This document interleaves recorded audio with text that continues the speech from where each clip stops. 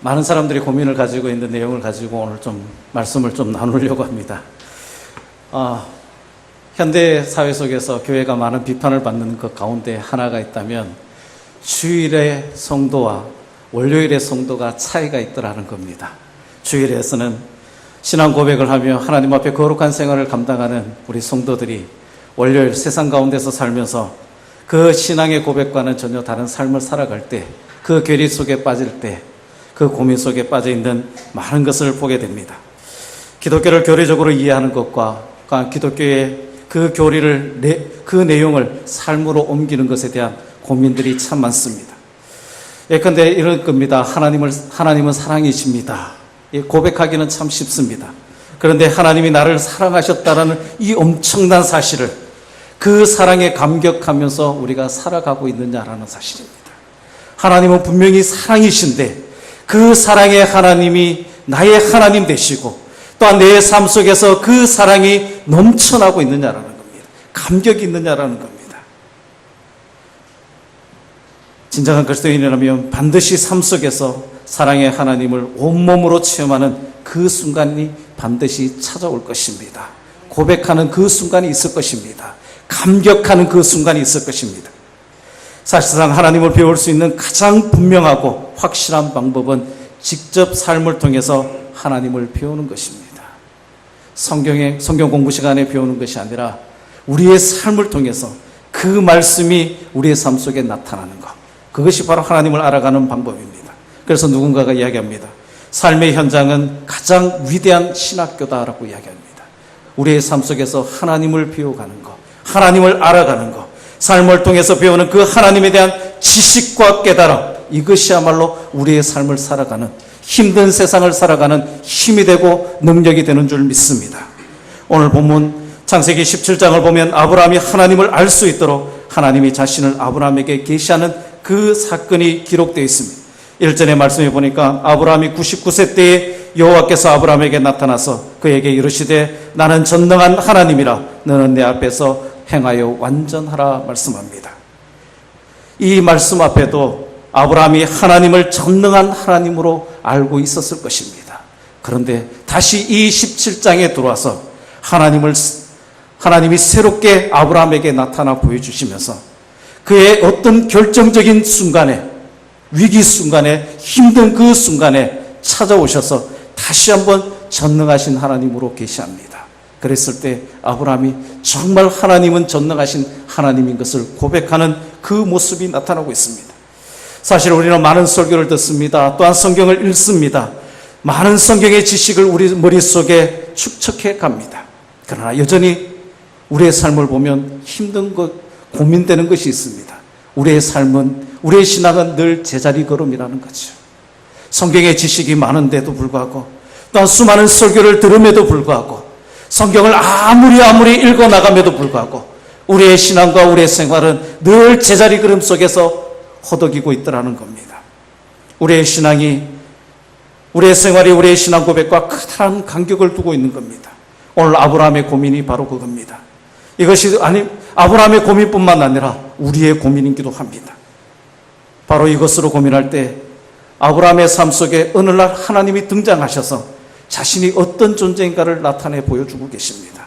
그 첫 번째 모습이 뭡니까? 나는 전능한 하나님이다라는 겁니다. 나는 전능한 하나님이다라고 말씀합니다. 이 말씀을 계시한 그때를 주목해 볼 필요가 있습니다. 창세기 17장 1절에 의하면 아브라함이 99세라고 이야기합니다. 그때 나타나서 하나님께서 전능하신 하나님이라고 이야기합니다. 그런데 16장 16절의 말씀에 보니까 제가 한번 읽어드리겠습니다. 하갈이 아브라함에게 이스마엘을 낳을 때에 아브라함이 86세였더라. 아브라함이 얼마나 아들 갖기를 원했습니까? 하나님의 약속이 있었습니다. 기다렸습니다. 그런데 아무런 표징도 없습니다. 더 이상 참을 수가 없어서 아브라함이 어떻게 합니까? 여종 하갈을 취해서 이스마엘을 얻습니다. 그런데요, 이 아들을 얻었음에도 불구하고 하나님이 그 아들을 인정하지 않습니다. 하갈을 통해서 얻은 아들이 아니라 사라를 통해서 얻은 아들을 하나님이 인정하신다고 말씀합니다. 그래서 더 기다리라는 겁니다. 86세 때 이스마엘을 낳고 99세까지 왔습니다. 어쩌면 16장과 17장의 차이가 13년의 시간이 차이가 납니다. 13년 동안 아브라함이 어떤 생각을 했겠습니까? 고민되었을 것입니다. 어쩌면 초조했을 것입니다. 불안했을 것입니다. 사라의 경수가 끝나고 아브라함이 늙어지고 이제 더 이상 소망이 없고 희망이 다 사라지고 있는 그 순간 하나님께서 나타나셨습니다. 나는 전능한 하나님이라고 말씀합니다. 더 이상 자식을 낳을 능력이 없는 완전한 절망인 상태에서 바로 그 순간에 하나님이 나타나신 겁니다. 이 상황이 하나님의 전능성을 가르치는 가장 좋은 기회였기 때문에 하나님이 나타납니다. 만약에 아브라함이나 사라가 할 능력이 있어서 아들 낳을 능력이 있을 때 하나님이 나타났다면 하나님의 전능하신 그 하나님을 제대로 알지 못했을 겁니다. 그러나 아브라함과 사라가 완전히 힘을 얻고 힘을 잃어버리고 소망이 끊어지고 절망 가운데 있을 때 나타나셔서 나는 전능하신 하나님이라 말씀하고 있습니다. 우리의 삶 속에서도 마찬가지입니다. 문제와 실험하는 그 삶 속에서 우리의 능력으로는 도저히 감당할 수 없는 그 문제 앞에서 우리의 힘과 능력으로는 도저히 살아갈 수 없는 그 상황 속에서 하나님이 우리에게 전능하신 하나님으로 오시는 것을 우리 성도님들은 인정하십니까? 매 순간순간마다 우리의 힘이 아니라 하나님이 개입하시고 하나님이 그것을 인정하시고 도와주시는 것을 인정하십니까? 그런데요, 많은 경우 이렇습니다. 말은 하나님 앞에 참 감사합니다. 이 어려운 순간, 이 힘든 순간 다 이겨낼 수 있도록 은혜 베푸셔서 감사합니다. 그렇지만 우리의 마음 한구석에 무엇이 남아있는지 아십니까? 내가 수고하고 내가 땀 흘렸기 때문에 이 문제가 해결되었다라는 생각이 자리 잡을 때가 참 많다라는 겁니다. 하나님께서 아브라함에게 99세 때 나타나셔서 나는 전능하신 하나님이라고 말씀하신 것은 자기의 힘이 아니라 자기의 수고가 아니라 자기의 노력이 아니라 하나님의 능력밖에는 그 일을 감당할 수 없다는 것을 인정하기 위한 것입니다. 인간적으로 자식을 낳을 가능성이 전혀 없는 그 절망의 상황, 그 상황에 하나님이 등장하셔서 아브라함아, 나는 전능한 하나님이다라고 말씀하고 계십니다. 성경은 이 전능하신 하나님을 표현할 때 엘로힘이라는 표현을 씁니다. 위대한 창조를 통해서 하나님의 그 전능성을 나타낼 때 쓰는 단어입니다. 그런데요, 오늘 본문에 이 전능한 하나님이라는 단어를 쓸 때는 이 엘로힘보다 조금 더 개념적인 그러한 사건으로 이야기하고 있습니다. 무엇입니까? 그냥 전능하신 하나님, 그 전능하신 정도가 아니라 전능하신 하나님이 우리의 삶 속에 개입하셔서 어떠한 중대한 역사를 베푸시는 것을 나타낼 때 사용하는 단어입니다. 엘샤다이 하나님, 전능하신 그 하나님 표현하고 있습니다. 다시 말하면 아브라함의 인간적인 그 불가능한 상황을 하나님이 취하셔서 그 속에 전능하신 하나님을 가르치고 계신다라는 사실입니다. 하나님이 자신을 우리에게 가르치실 때 삶을 통해서 가르치십니다. 내가 불가능할 때, 내가 절망하고 있을 때, 그럴 때 내 삶 속에 들어오셔서 내 삶 속에 찾아오셔서 말씀합니다. 내가 이 사건을 통해서 내가 전능한 하나님인 것을 너에게 보여주겠다 말씀하고 있습니다. 오늘 우리 성도님들, 우리가 절망하고 있을 때, 우리가 낙심하고 있을 때, 우리가 소망이 없다라고 포기할 때, 이 상황이야말로 우리가 하나님을 알 수 있는 최고의 기회임을 기억할 수 있기를 소망합니다. 그럴 때 하나님의 은혜를 체험하는 겁니다. 그럴 때 하나님의 전능하신 그 하나님을 체험하는 겁니다. 그래서 인생은 하나님을 배우는 학교라는 말을 많이 씁니다. 하나님은 우리의 삶을 통해서 자신을 가르치십니다. 자신의 전능성을 가르치시기 위해서 아브라함의 불가능한 상황 속에 찾아오셨던 그 하나님, 오늘 우리 삶 가운데도 찾아오실 줄 믿습니다. 그것을 통해서 하나님의 능력을 체험하시기를 바랍니다. 하나님은 자신의 전능성 외에 또 하나를 아브라함에게 가르칩니다. 그것이 뭡니까? 전능하신 하나님이 내 삶 속에서 나의 뜻을 이루겠다라는 겁니다. 하나님이 아브라함의 이름을 바꿔줍니다. 아브라함에서 아브라함으로 바꿔줍니다. 아브라함의 뜻이 뭡니까? 높으신 아버지라는 뜻입니다. 어쩌면 아브라함은 자신의 이름이 바뀌어진 아브라함의 이 이름 때문에 어쩌면 교만한 자상을 가지고 있었는지도 모릅니다. 자신의 힘으로 무엇인가를 할 수 있다라고, 자신의 무엇인가 능력을 가지고 행할 수 있다라고 생각했을 줄 모릅니다. 그런데 하나님이 자신의 전능성을 계시하면서 그 이름을 바꿔줍니다. 아브라함으로 바꿔줍니다. 많은 민족들의 아버지라는 이름의 뜻으로 바꿔줍니다. 이것이 아브라함이 힘이 세진다라는 그 의미를 이야기하는 것이 아닙니다. 많은 민족들에게 영향력을 미치는 사람이 된다라는 것입니다. 그냥 몇몇 사람들에게 높은 사람이라는 존경과 칭찬을 받는 것이 아니라 가족과 민족을 뛰어넘어서 많은 민족에게 영향력을 끼치는 신앙의 아버지가 될 것을 말씀하고 있습니다. 모든 민족의 아버지, 열국의 아버지가 될 것을 말씀합니다. 하나님께서 이 아브라함을 이름을 바꿔주시면서 내 삶은 너 혼자만을 위한 것이 아니라는 겁니다. 변할 것이라는 겁니다. 지금까지는 교만한 자아상 속에서 살아왔던 그 모습, 자신의 힘과 자신의 능력으로 살아왔던 그것이 이제는 변화될 것이라는 겁니다. 전능한 하나님이 동행하면 그 삶에 영향력을 미치며 살아갈 것을 말씀하고 있습니다.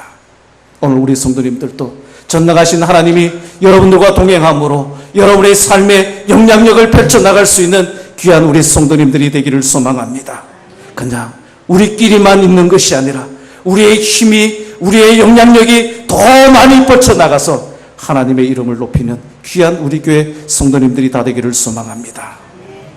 아브라함의 이야기를 할 때 언제나 축복의 권원이라고 해서 그를 복받은 사람으로 이야기합니다. 그래서 우리 성도님들이 기도할 때 아브라함이 받았던 복을 우리도 받게 해달라고 이야기합니다. 그러나 아브라함이 복받은 사람이 되게 하는 것이 하나님의 목적이 아닙니다. 뭡니까? 창세기 12장에 보니까 복을 받으라는 겁니다. 복을 받으라는 것에서 끝나는 것이 아니라 복의 근원이 될 것을 이야기합니다. 12장 2절에 내가 너로 큰 민족을 이루고 내게 복을 주어 내 이름을 창대하게 하리니 너는 복이 될지라. 하나님이 우리에게 복 주시는 이유가 있습니다. 그것은 나에게 이 복이 머물러 있는 것으로 끝나는 것이 아닙니다. 내가 받은 그 복을 다른 사람들에게, 이웃에게, 다른 민족에게 나누어 줄 것을 주님이 명령하시는 겁니다. 오늘 우리는 얼마나 우리 주변의 이웃들에게 영향력을 끼치고 살아가는 삶을 살아가고 있습니까? 그냥 내 안에서, 내 가족 안에서, 내 식구 안에서 머물러 있지는 않습니까? 제가 한 번씩 설교할 때마다 그런 이야기를 합니다. 우리의 기도의 폭이 좀 넓어졌으면 좋겠다라고 이야기했습니다. 우리의 기도의 대부분이 어디에 멈춰져 있습니까? 내 가족에게 국한되어 있습니다. 내 가족. 어떤 자매가, 어떤 전도사님이 청년부를 담당하면서 이런 설교를 했습니다. 우리의 기도의 폭을 좀 넓히십시다. 다른 이웃들을 위해서 중보하며 그렇게 나가십시다. 그렇게 기도했더니 한 자매가 그렇게 고백을 합니다. 이제 제가 제 자신만을 위해서 기도하는 것이 아니라 이제 저도 제 부모님을 위해서 기도하겠습니다. 그러면서 기도하는 내용이 뭔지 아십니까? 지금까지는 자신의 결혼 문제를 가지고 기도했습니다. 이제 부모님을 위해서 기도할 때 하나님, 이제 부모님을 위해서 기도하기를 원합니다. 제 부모님에게 좋은 사유가 필요합니다. 그렇게 기도했다 합니다. 아무리 기도해도 자신의 가족 안에 그 범위 안에서 벗어나지 못한다는 거죠. 우리가 신앙생활을 오랫동안 해도 이 전능하신 하나님이 우리와 함께함에도 불구하고, 하나님의 놀라운 축복을 받고 누림에도 불구하고 우리의 삶의 영향력은 이웃들에게 전해지지 못하고 있는 그 모습을 보게 됩니다. 이웃들에게 영향력을 끼치는 우리 성도님들이 되기를 소망합니다. 내가 뭐 할 수 있겠느냐? 그것이 아닙니다. 모르드게햄이라는 시골에 전도자가 있었습니다. 작은 시골의 한 교회에서 설교를 하면서 이 모르드게햄 목사님이 사람들도 잘 모이지도 않고 몇몇 되지 않는 그 성도들을 보면서 설교도 그냥 대충 해야 되겠다라고 마음을 가지고 준비하고 있었습니다. 그런데 설교를 준비하는 가운데 성령께서 자신의 마음속에 말씀하시는 겁니다. 최선을 다해라. 몇 명밖에 모이지 않지만 최선을 다해라. 최선을 다해라. 그 가운데 세계를 뒤흔들 만한 사람이 있을 줄 누가 알겠느냐. 그래서 최선을 다해라. 이 성령의 음성을 듣고 이 모르드게 햄 목사님이 최선을 다해서 몇몇 모이지 않는 그 성도들을 향해서 설교를 했다고 합니다. 그런데요, 설교가 끝나자 한 아이가 앞으로 나오면서 자신의 인생을 하나님 앞에 드리겠다 신앙 고백을 했답니다.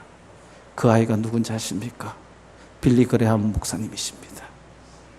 작은 교회 별 볼 일 없는 한 사람, 최선을 다해서 하나님의 말씀을 전했더니 그 모르드게 햄 목사님을 기억하는 사람은 아무도 없을 겁니다. 그런데 전 세계의 기독교인들 가운데서 빌리 그레함 목사님을 모르는 사람은 아무도 없을 겁니다. 영향력을 끼치는 한 사람이 되었다는 사실입니다. 오늘 우리 성도님들이 하나님 앞에 기도하며 하나님 앞에 헌신하며 나가는 그 모습이 바로 영향력을 끼치며 나가는 인생의 삶이 되어지기를 소망합니다. 또 한 사람이 있습니다. 수산나라는 한 부인이 있습니다. 이 부인은 교회에서 나와서 예배를 드리고 큰 집회를 할 때마다 늘 마음에 무거운 짐이 하나 있습니다. 그 시간이 초청하는 시간입니다. 결단하는 시간입니다. 당신은 하나님을 위해서 무슨 일을 하시겠습니까? 이 질문 앞에 늘 마음의 짐이 되었다고 합니다. 그때마다 가정주부인 평범한 가정주부였던 이 여인이 늘 고민하며 나갑니다. 그러면서 하나님 앞에 기도합니다. 하나님, 내가 별로 할 것이 없어 보입니다. 그러나 주님께서 나에게 맡기신 이 많은 자녀들을 성실하게 가르치겠습니다. 기르겠습니다. 이 그들에게 하나님의 사랑을 심고 진리의 말씀을 가르치겠습니다. 이 아이들 중에서 이 세계를 흔드는 사람도 나올 수 있지 않겠습니까? 하나님, 내가 내 자녀들의 삶 속에 하나님을 위해서 사는 거룩한 삶의 영향력을 끼치기를 원합니다. 그렇게 기도하며 자녀들을 양육하기 시작했습니다. 이 부인이 수산나 웨슬리입니다. 존 웨슬리와 찰스 웨슬리의 어머니가 됩니다. 아무 별 볼 일 없는 평범한 가정주부였던 이 여인이 하나님 앞에 영향력을 끼치기를 원해서 자녀들을 위해서 기도했을 때 그 자녀들이 어떤 자녀들입니까? 영국을 뒤흔들었던 자녀들 아닙니까? 도덕적으로 파탄을 일었던 이 영국을 다시 일으켜 세웠던 하나님의 사람들 아닙니까? 오늘 우리 성도님들이 3,000명을 회개시키는 베드로가 될 수는 없습니다. 그러나 베드로를 주님 앞에 인도하는 한 사람, 안드레는 될 수 있지 않겠습니까?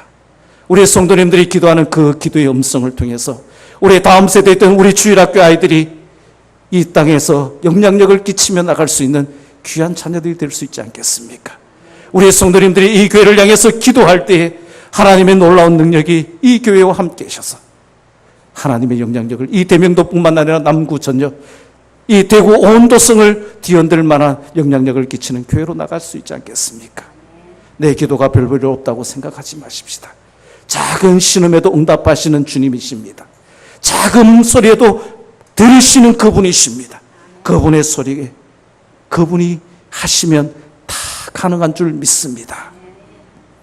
아브라함의 이름이 아브라함으로 바꾸신 그 하나님이 그의 아내의 이름도 바꿔주십니다.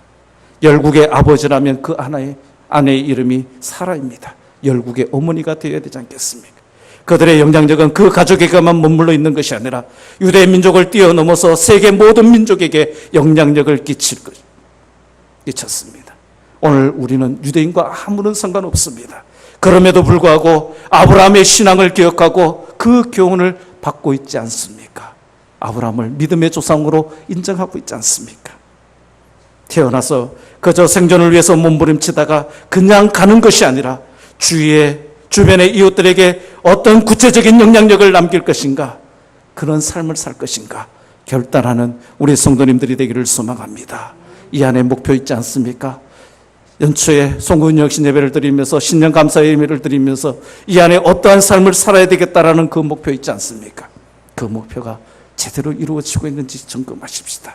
그 목표가 나의 안에만 국한된 것이 아니라 이웃들을 향한 그 목표가 되어지고 그것에 영향력이 나타나고 하나님의 역사가 나타나는 귀한 은혜가 우리 성도님들 속에 이루어지기를 소망합니다. 17장 7절 말씀 제가 한번 우리 같이 한번 17장 7절 말씀 우리 한번 같이 한번 읽었으면 좋겠습니다. 같이 보겠습니다. 내가 내 언약을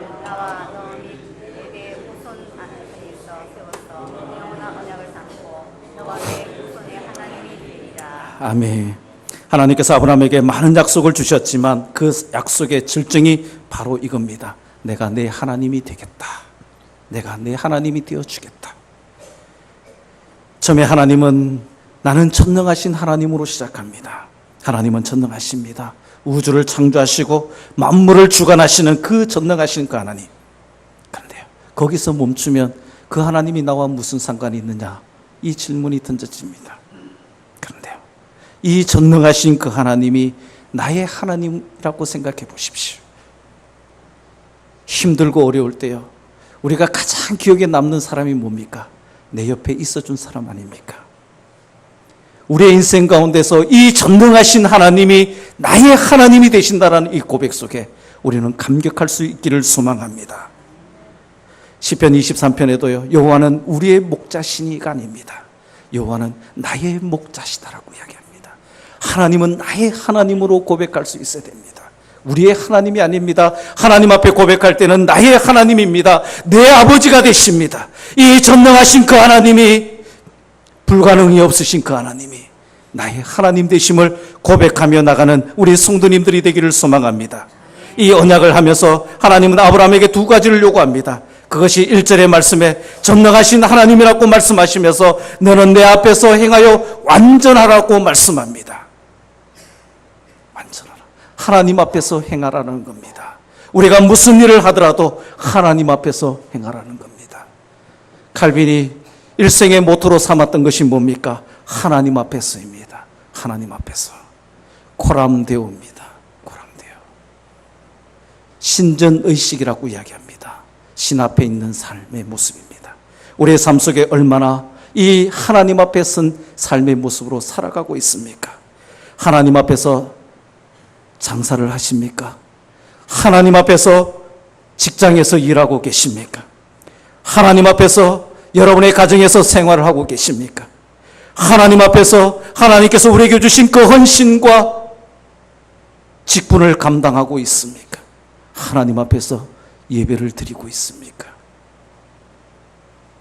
하나님이 우리를 보십니다. 그분이 우리를 알고 계십니다. 하나님께서 우리의 삶을 감찰하고 계십니다.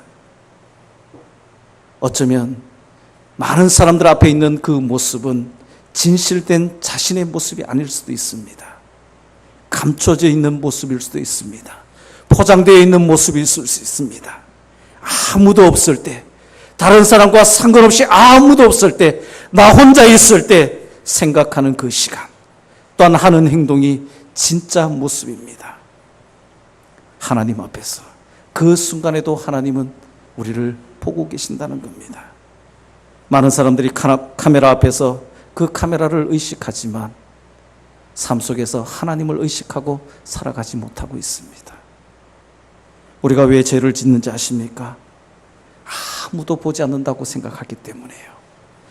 아무도 안 본다라고 생각하기 때문에 죄를 범하는 것 아닙니까? 그런데요, 하나님은 보고 계신다는 사실입니다. 하나님은 우리의 삶을 조금도 지치지 않게 감찰하고 계십니다. 오늘 우리 성도님들에게 하나님이 요구하시는 삶이 내 앞에서 행하라 합니다. 하나님 앞에서 행할 수 있는 우리 성도님들 되기를 소망합니다. 그리고 9절과 10절의 말씀이 이렇게 되어 있습니다. 우리 9절과 10절 말씀 우리 한번 같이 보겠습니다. 9절과 10절입니다. 하나님이 또 아브라함에게 이르시되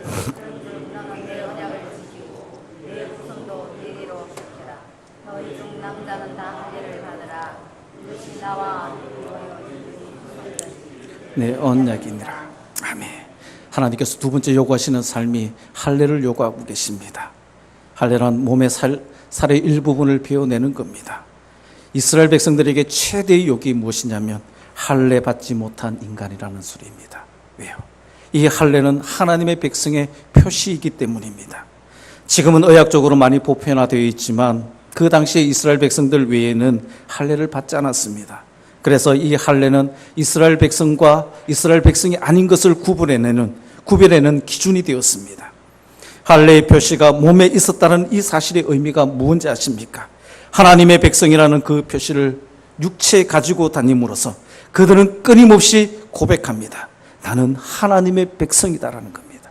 나는 하나님의 백성이기 때문에 하나님의 백성이 아닌 사람들과 다르게 살아야 된다라는 의식 속에 이스라엘 백성들이 살았습니다.